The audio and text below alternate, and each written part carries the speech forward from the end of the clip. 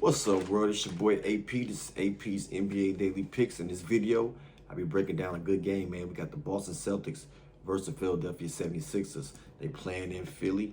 For the injury report, we got Sam Hauser, a game-time decision. He's expected to return, though, on 11/11. We got Jason Tatum out. He's coming back on April Fool's Day. We got on the Sixers side, we got Paul George, Johnny Broome, and Dominique Barlow out. These two teams already played twice this year, so they should be familiar with each other.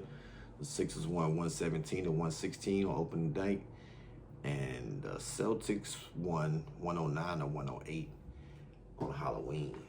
The point spread is at +1.5. The point total is 231.5. They're giving the Boston Celtics +1.5. Got value +110 for Boston Celtics on the money line. Let's get into some game notes and see how these teams match up with each other. So I do think the Philadelphia 76ers have the scheduling advantage.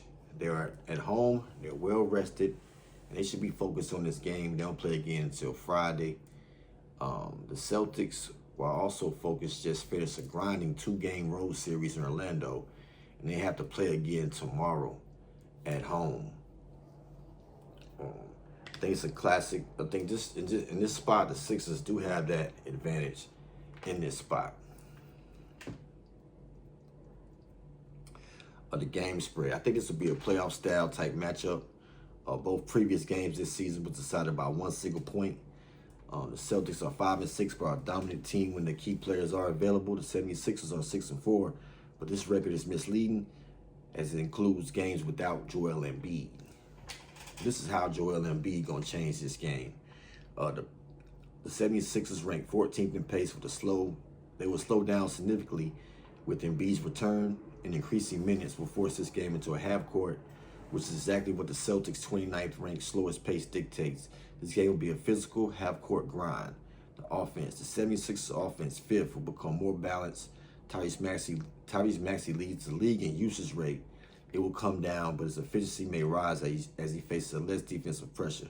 Embiid's presence in the post will warp the Celtics defense. They're struggling down there. They're missing their star, Jason Tatum. The 76ers' 19th ranked defense will be significantly better with Embiid anchoring the paint. See some mismatches. Celtics three-point shooting. The 27th versus the 76ers three-point defense is 6th. This is the single biggest mismatch I can see on the board. The Celtics without Jason Tatum will rely on high-volume three-point shooting from their guards White, Pritchard, and Simons, but are one of the worst shooting teams in the league. The 76ers have an elite three-point percentage defense. This is a major advantage for the Philadelphia 76ers. The Sixers, they're 5th in offense. The Celtics are 12th in defense. The Celtics have a solid defense anchored by Neemias Queta. He averages 1.4 blocks per game. An elite perimeter defense of Derek White. He's averaging 2 steals a game. However, they have no one who can physically match up with a healthy Joel Embiid. The other scorers, with Jason Tatum and Paul George both out, the offensive load is going to fall on the secondary players. So the game will be decided by a supporting cast. Pretty much got Brown and White versus Maxey, Oubre, and Edgecombe. I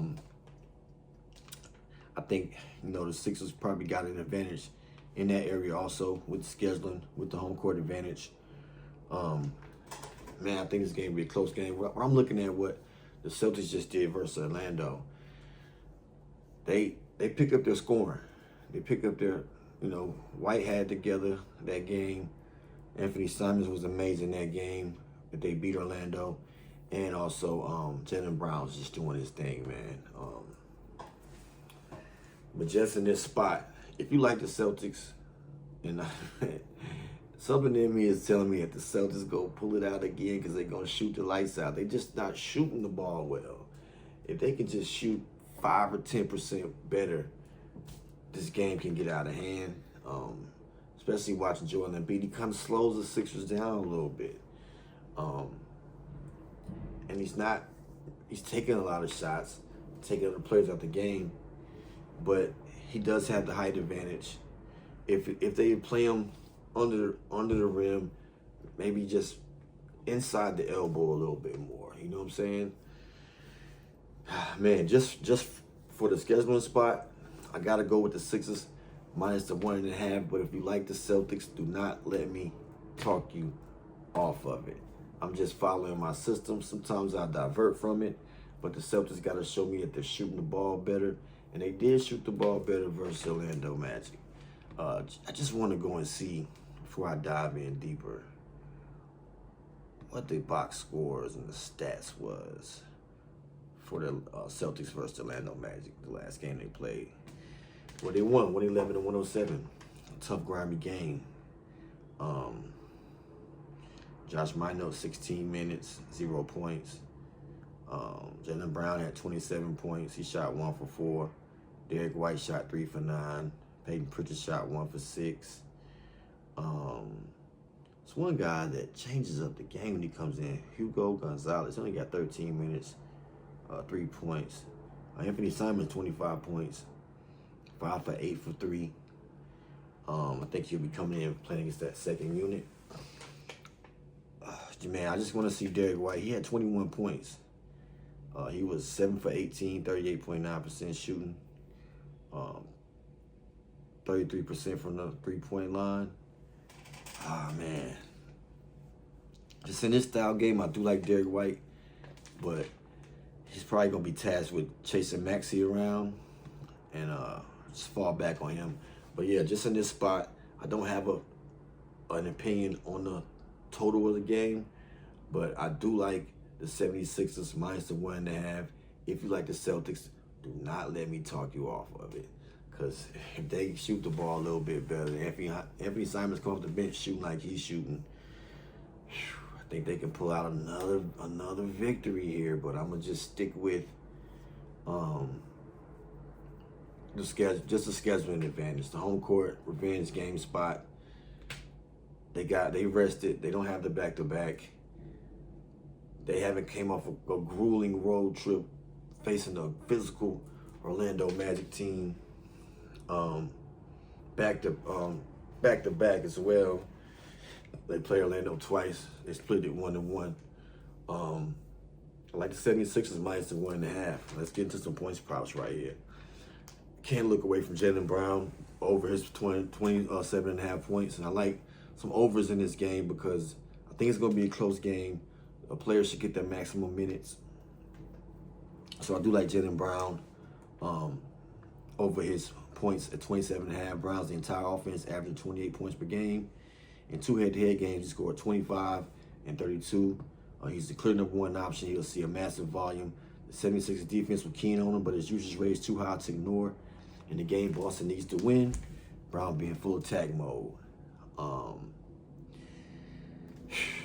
Man, if you like the Celtics, I will go ahead and take Derek White over 17.5 points, over 3.5 3-pointers. His points per game jumps from 15.9 to 20.8, and his usage rate increases significantly. He scored 25 in the first meeting with against Philly. So if you like Derek White points, this is a good time to take it. Me personally, I'll just stay off of it, but I couldn't talk you off if you liked it as well. He's shooting the ball pretty well. Anthony Simons, I like his point total over 14.5 also, and his 3-pointers over 2.5 3-pointers made. Simons is Boston instant offense. He's a 6th man. He's averaging 15 points per game. He's shooting 41.3%. He has dominated Philadelphia in both meetings. He scored 23 and 19. I like him over his points. I like him over his threes. Tyrese Maxey points with Joel Embiid coming in. I don't want to deal with Maxey points. I like him more on the rebounds and assists because his usage would be so high. His rebounds at 3.5. That's my play today. Maxey over his rebounds 3.5. He's just on the court too long.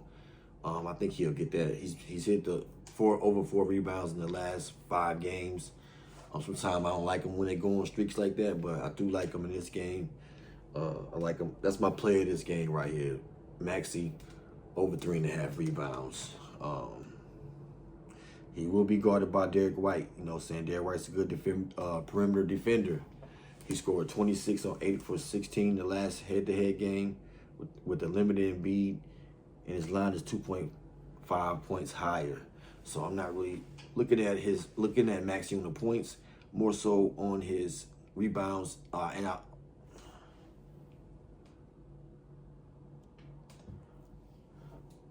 it cut out on me. Okay. Yeah, like I said, Maxey, nice points. I like his rebounds. I like his assists over 6.5 also. BJ Edgecombe. I think it's a strong over for him. He get high minutes. He's averaging 37.6 minutes per game. He'll fill that void that Paul George leaves. Just like Simon, he has proven history in the head-to-head matchup. He had 23 points and 17 points in their 2 prior games. His role is secure. I think he can get to 14 points. Also, Kelly Oubre. He's another solid over, I think. Oubre is playing massive minutes, 37.2 minutes. He's averaging 18.6 points per game. He scored 17 points in the last game against Boston. And I think when Joel Embiid gets into the game, it opens it up for Kelly Oubre.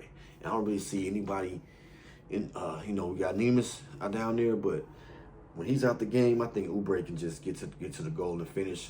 I don't think they're scared of any of the defenders for the Celtics. I think 4 players that have a good game this game is Joel Embiid, Jaylen Brown, Anthony Simons, BJ Edgecombe. Joel Embiid's point prop is at 21.5. I think the line's too low. It's based on his first 2 games back where he only played 20 and 25 minutes. I think he'll see a minute increase. He has a full rest advantage. He faces the Celtics front line of Nemus and Josh Minot. This is the biggest mismatch in this game, I think. Embiid should dominate, and he probably can get to 30 if he's knocking down his shot. You know what I'm saying? But that's why I like in this game thus far. Also think BJ Edgecombe, Anthony Simons, Jaylen Brown, Joel Embiid, Maxey White, Oubre. I think they all can have some good games in this game right here. It's going to be a grimy style game, playoff style game, close spread, 2 competitive teams. This is the one I'm going to be zoned in on. But if I had to make one play in this game that I would put everything down on, it'll be Tyrese Maxey over the 3.5 rebounds. Hey, y'all, thank y'all for tuning in. Health, wealth, and love to all. And you already know what time it is. It's bag season.